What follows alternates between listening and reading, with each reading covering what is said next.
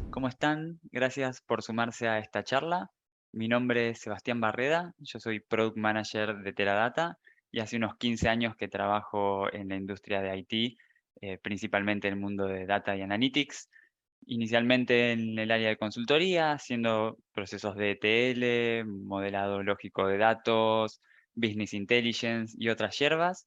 Y después en roles un poco más estratégicos, hablando de gobierno de datos, mapas de arquitectura e iniciativas relacionadas con analytics. Así que esa es mi carrera profesional. También, como pueden ver por el fondo, disfruto un montón de la música, de escuchar y de tocar, y me encanta viajar y me encanta recorrer lugares principalmente con montañas, lagos y playas, pero también, por supuesto, disfruto de los viajes donde vamos a ciudades y hacemos cosas nerds como corresponde. Así que, entrando ya al tema, lo que vamos a estar hablando es de Data Mesh y esta pregunta es, ¿volver al futuro? ¿Y por qué hablamos un poco de esto, ¿no? ¿Qué quiere decir esto? Así que principalmente los objetivos de esta discusión se basan en entender de dónde venimos, o sea, cuál es el contexto en el que nos encontramos en un ecosistema analítico, en el mundo de Analytics, qué es Data Mesh principalmente y qué problema nos viene a solucionar. Y si genera algún nuevo problema o algún nuevo inconveniente entrar en este universo, para cerrar con algunos pensamientos finales acerca de por qué es conveniente o no entrar en este mundo y esto de si es volver al futuro o no. Así que vamos, ¿de dónde venimos? Esto es el contexto en el cual nos encontramos. Haciendo un poco de historia, lo que nos encontramos en el universo de los datos, de los ecosistemas analíticos, es que hace ya mucho tiempo eh, empezamos construyendo lo que se llamaban data marts, que básicamente eran silos de información con un propósito específico. Uno podría tener el data mart de marketing, el data mart de campañas, el data mart de finanzas, el data mart de clientes, distintas visiones muy consolidadas en un único objetivo de distintas áreas de la empresa, pero en sí desconectados entre sí, por eso hablamos de silos de información. Y esto era un problema principalmente porque no había una visión unificada, no había una conexión entre las áreas y a nivel empresa no conocíamos cuál era de alguna forma esta única verdad acerca de los datos. Por eso es que luego aparece lo que se conoce como el Data Warehouse. ¿Qué es el Data Warehouse? Básicamente es la solución a este problema como un repositorio integrado de datos, principalmente orientado a lo que llamamos áreas temáticas, ¿no? Donde empezamos a ponerle cierto significado, cierto concepto a la información, pero siempre inmerso en este universo de integración, descentralización y de unificación de los datos. Y habrán escuchado hablar de esta única versión de la verdad o única fuente de la verdad, que es este repositorio justamente a nivel empresarial donde todas las áreas pueden ir a consultar la información sabiendo que hay calidad, sabiendo que hay un resguardo de lo que corresponde detrás de eso. Pero con las nuevas llegadas de información, con información más voluminosa, con distintos tipos de información, el data warehouse quedaba un poco chico, entonces surge este concepto llamado data lake. Y muchos y muchas habrán escuchado esto cuando empezó la explosión del Big Data, ¿no? Big Data, palabra por demás, escuchada en un ecosistema analítico en los datos, y es que básicamente el data lake vino a cubrir, a llenar ese vacío de qué hacer con tanto volumen de información y poniéndolo a disposición de una forma cruda. ¿Qué significa? Volcamos la información en este data lake así como está y después habilitamos exploración, innovación, análisis sobre esos datos. Lo cual estaba muy bueno, ¿no? Porque nos permitía de alguna forma generar valor sobre casos que tal vez no conocíamos de antemano. Pero de alguna manera, analizar información de manera eficiente es algo que estuvo en las compañías, en las organizaciones, desde hace décadas, como estamos viendo. O sea, es algo que siempre estuvo presente, por supuesto, mucho más vigente ahora con todo este nuevo entendimiento de lo central que son los datos. Pero habiendo dicho esto, las analistas, consultoras como Gartner, Forrester y otras, siguen detectando esto en las encuestas, que es que el 80% de los proyectos, o a veces más, relacionados con datos fallan. Entonces, la pregunta es, ¿por qué? Si hace tanto que estamos trabajando con datos, todavía los proyectos fallan, ¿no? ¿Por qué es que esto pasa? Y tranquilo, Jay, justamente a eso vamos. Vamos a explicar por qué es que esto sucede o intentar al menos analizar alguna de esas cuestiones, cuáles son los problemas que estamos enfrentando y qué es Data Mesh. Y por supuesto, si Data Mesh soluciona alguno de estos problemas. Entonces, hablemos un poco de cuál es el problema en sí. En un ecosistema analítico, en una organización, normalmente tenemos varios equipos trabajando en conjuntos. Equipos que están más de, como conocemos, el lado del negocio, equipos que conocemos más como el lado de IT, que por supuesto, y gran parte de las charlas que también escucharán en Nerdearla, se tratan de un poco de hablar de esto, de cómo esa barrera o esa línea se está rompiendo, está siendo cada vez más gris, pero inicialmente el problema es este, ¿no? Que tenemos equipos, por ejemplo, a la izquierda, donde hablamos de equipos cross-funcionales que se encargan de los sistemas origen, los sistemas transaccionales, operacionales y etcétera. Y estos equipos se encargan de extraer la información y ponerla a disposición de otros justamente para que pueda ser trabajada, consumida y sacarle valor. Y como ven en la imagen, este team, este equipo es un equipo feliz porque solo se ocupa de eso, de sacar los datos. Si me permiten a mí, yo tengo mis dudas si es realmente tan feliz este equipo y si solamente por sacar los datos y nada más es su única tarea y si realmente la vida les sonríe, pero asumamos que esto es correcto. Estos equipos simplemente se encargan de esto, con lo cual no tienen en primer lugar, un mayor problema más que entregar información que sacan de sus sistemas. En la derecha van a ver que tenemos otro grupo de gente, otros equipos, que son los equipos que llamamos más del negocio, ¿no? Estos consumidores de información. Estos consumidores de información, a veces conocidos como usuarios de negocio, analistas de datos, incluso científicos de datos, son aquellos que se encargan de analizar la información, explorarla, encontrar valor en la misma y de alguna forma responder las preguntas que tienen, las preguntas conocidas como preguntas de negocio, justamente. Y este equipo, como ven, ya no está tan feliz. ¿Por qué? Bueno, porque a veces la información no está exactamente como necesitan, porque a veces la información no está en el tiempo y la forma en que necesitan. Y además, porque el negocio, saben, es muy dinámico. El negocio cambia todo el tiempo y por ende también cambian los requerimientos y las necesidades. Y si esto cambia, el pedido es que, por supuesto, los datos y la información que se obtienen cambien con esa dinámica también. Sin embargo, no siempre sucede. Por eso, un poco no le sonríe tanto la vida a esta gente aparentemente. Y en el medio tenemos a este equipo que aparentemente por sus caras viven en la depresión absoluta, que son los equipos de tecnología encargados de justamente unir estos dos mundos, ¿no? Tomar la información fuente, que no siempre viene de la mejor manera, en el tiempo indicado y con la calidad indicada, transformarla, dejarla lista y entregársela a estos consumidores.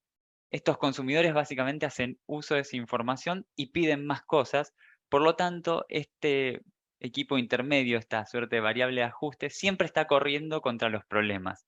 Y esto es justamente lo que genera estas fricciones y lo que en algún punto también en muchos casos genera que varios de los proyectos fallen, ¿no? ¿Y qué solución tendríamos a esto? Bueno, por supuesto, dado el título de la charla, se imaginarán que Data Mesh aparece como una respuesta a esto. ¿Qué es Data Mesh en sí? Es un concepto introducido en 2019, un marco de trabajo, un framework introducido por Zhamak Dehghani, que básicamente lo que busca como objetivo principal es encontrar agilidad en estos procesos y descentralizar estos procesos. Es decir, construir equipos cross-funcionales, como veíamos antes, no en compartimientos estancos, sino un equipo punta a punta, desde el proveedor de información hasta el consumidor, que compartan la misma responsabilidad y que estén alineados por un mismo objetivo, que este objetivo en realidad es satisfacer las necesidades de información de un dominio de negocio. Y ahora vamos a conversar un poco de qué se trata eso.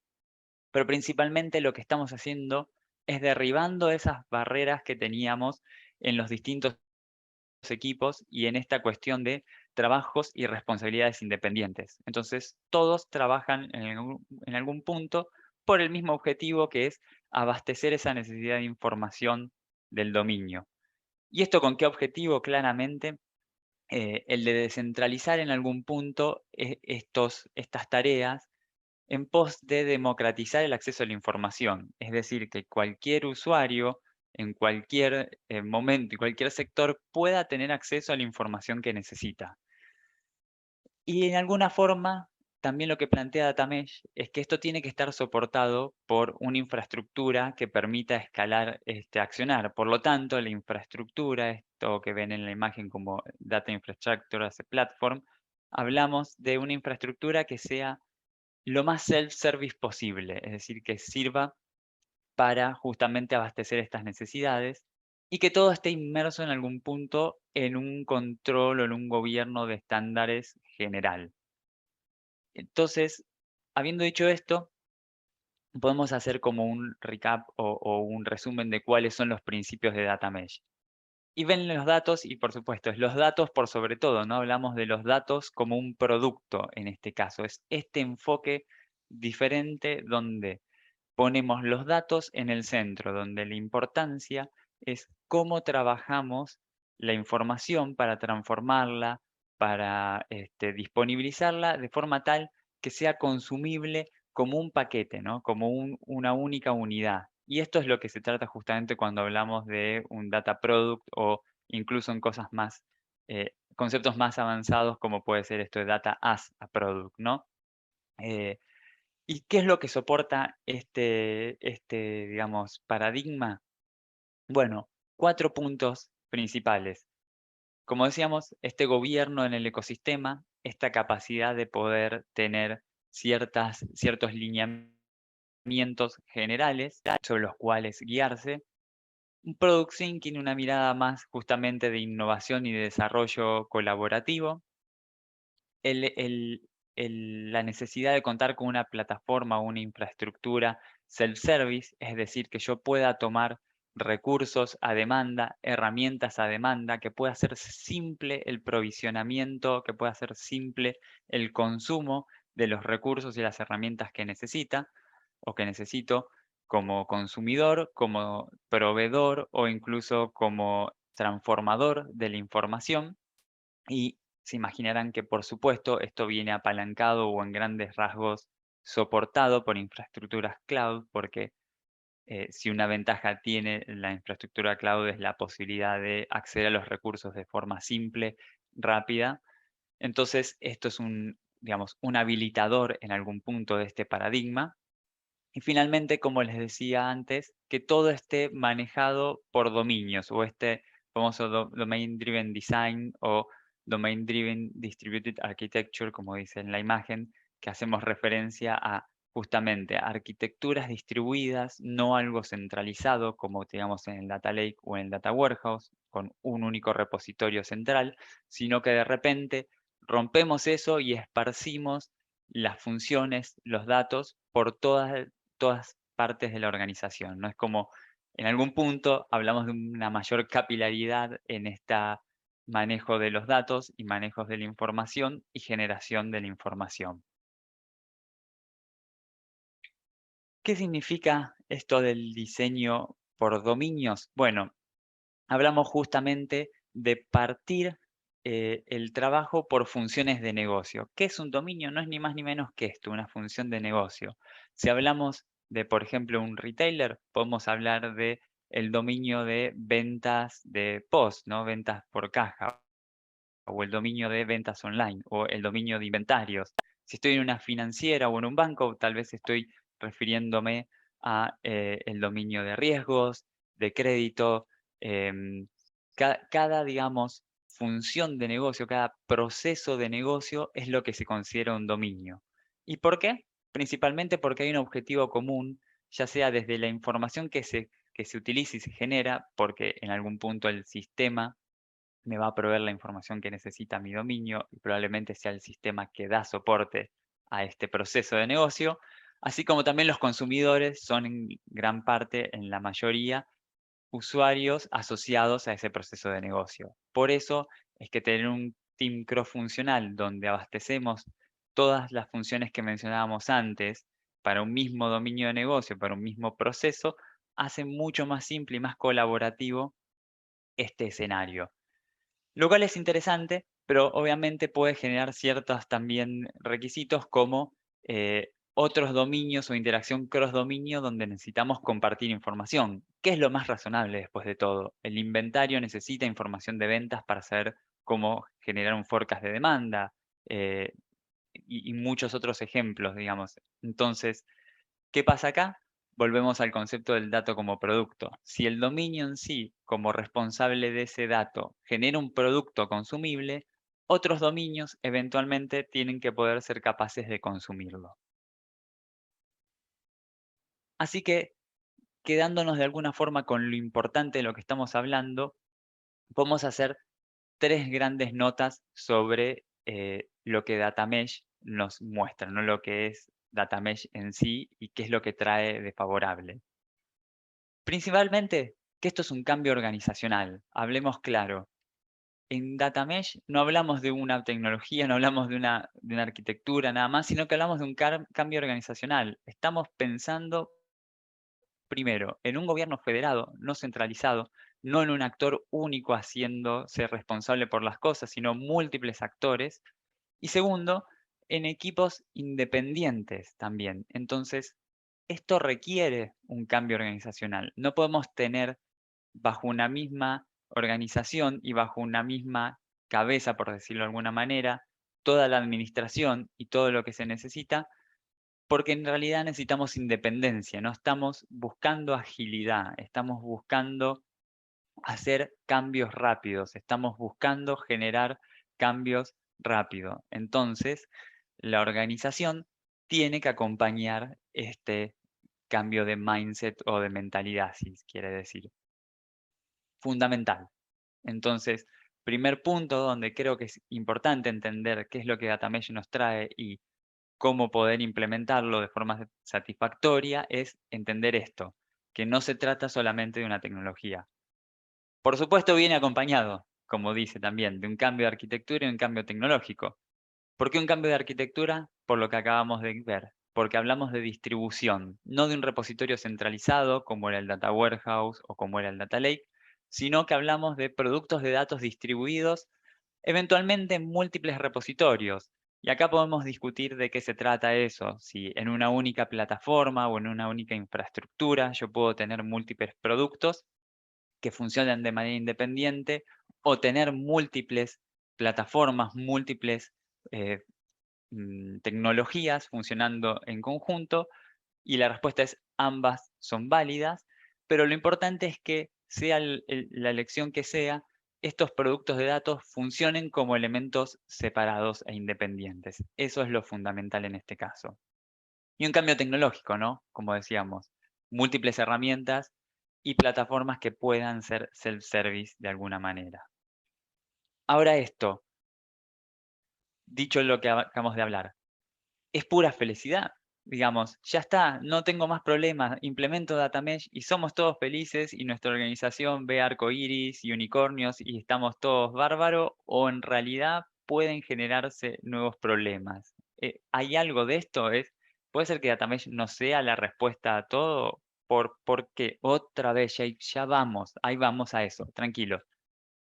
El problema es que al generar distintos productos de datos independientes, con distintos casos de uso, con distintos escenarios, puede suceder que los distintos actores necesiten información que no sea exactamente la misma. Entonces, en algún punto, empezamos a generar productos de datos que proliferan y que comparten ciertas necesidades en común o que comparten ciertos puntos en común.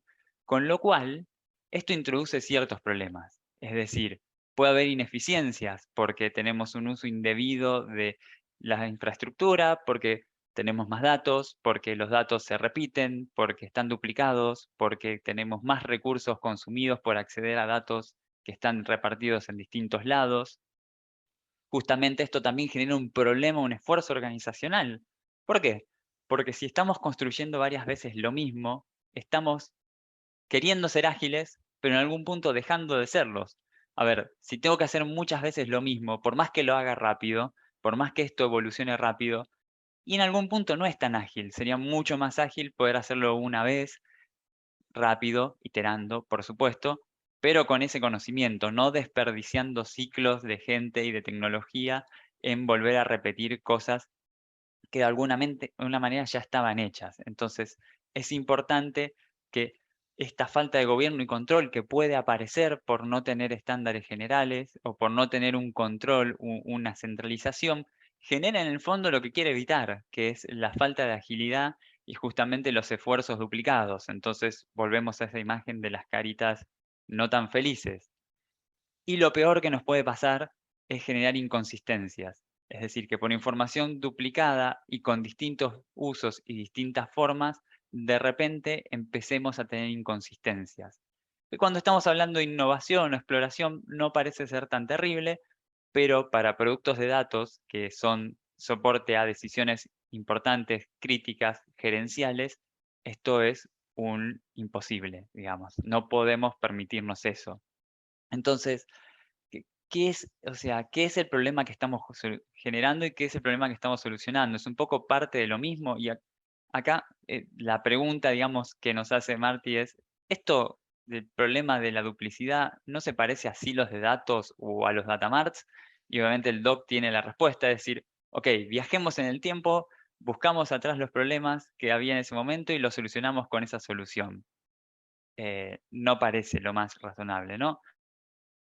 No, la realidad es que, como todo, eh, es un cambio y es una evolución, pero no significa tirar todo y arrancar de cero. Es decir, hay prácticas tanto en el Data Lake como en el Data Warehouse que pueden servir de base para un data mesh y que nos pueden proveer información interesante, ¿no? Esta práctica de entender cómo de alguna forma poner estándares generales, cómo poder seguir teniendo comunicación e integración para no caer en esto mismo, ¿no? De repente, si todos los equipos funcionan separados y cada uno hace lo que quiere, volvemos a los 80s con los data marts y por algún motivo nos fuimos de ahí, ¿no? Claramente no era lo más eficiente. Y por eso también van a haber cosas como esto, ¿no? Donde Gartner presenta polémica, por supuesto, diciendo que el data mesh, si bien está en una etapa de evolución, va a quedar obsoleto antes de ser productivo. La pregunta es, ¿por qué, no? Y por favor no aparezca Jake de vuelta, ¿no? Ok. La respuesta es por esto que hablamos, ¿no? Porque si generamos más problemas que lo que queremos solucionar, nunca va a ser un framework o algo interesante para poner en producción, sino que va a ser todo lo contrario, va a ser un desgaste. Entonces, queda ahí un pensamiento, queda ahí algo para analizar. ¿Cómo hacemos para tomar todas las prácticas que ya conocemos hasta el momento, no reinventar la rueda de alguna forma y aplicarlo de forma efectiva en algo descentralizado y más ágil? Entonces, ¿es data mesh el futuro? ¿Es el nuevo paradigma elegido por las compañías? Y por supuesto, Obi-Wan, no te decepciones. Si puede ser elegido, igual fallar.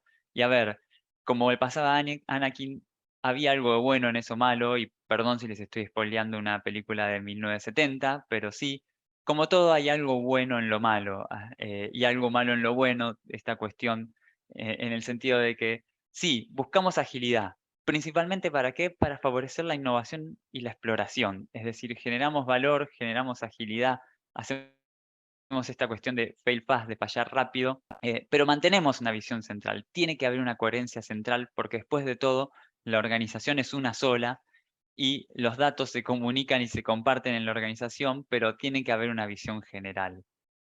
Esto de disfrutar el viaje, no hay magia atrás de esto, no hay procesos instantáneos, no es que implemento data mesh y en 6 meses tengo la solución a todos mis problemas. Esto es un viaje, es un proceso largo, requiere de años probablemente de implementación, de ir adaptando procesos, cambios de mentalidad. No va a suceder de un día para el otro, lamento pincharles el globo, como diríamos en criollo, pero es así. Y otro punto importante es esto de poner la tecnología sobre la estrategia.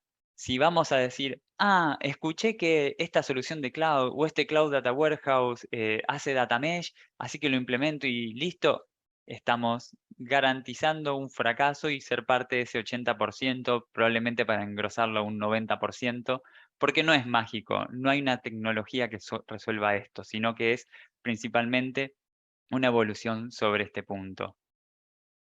Así que con esto terminamos. Muchas gracias por estar ahí. Espero que haya servido la charla. Estas son mis redes. Sigamos en contacto, tanto también por el Discord de Netdiarla como esta comunidad global de Data Mesh en Slack. Y sin más, me despido. Muchas gracias y seguimos en contacto, abierto a cualquier pregunta y cualquier interrogante que haya.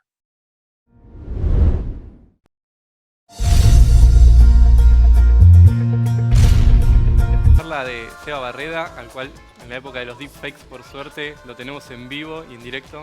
¿Cómo Bienvenido. estás? ¿Todo bien vos? Bien, todo bien. ¿Y un poco nervioso de estar acá? Un poco, vamos a decir la verdad, sí. Bueno. Tranquilo que hay muy buena producción atrás. Vamos con las preguntas, ¿sí? Dale. Técnicas. Bien, Pablo Inchausti dice, ¿para los data lakes es necesario tener una nube o se puede hacer un data lake sin un cloud provider? Claramente se puede.